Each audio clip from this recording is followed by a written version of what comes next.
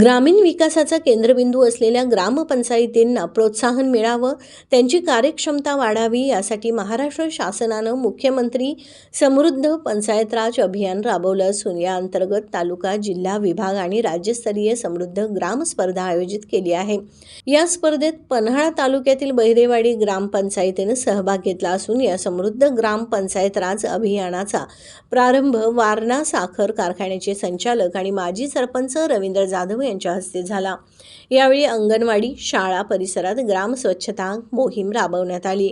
अंगणवाडी परिसरात परसबाग उभारणीचा प्रारंभ सरपंच प्रमिला जाधव आणि उपसरपंच राजाराम जाधव यांच्या हस्ते करण्यात आला।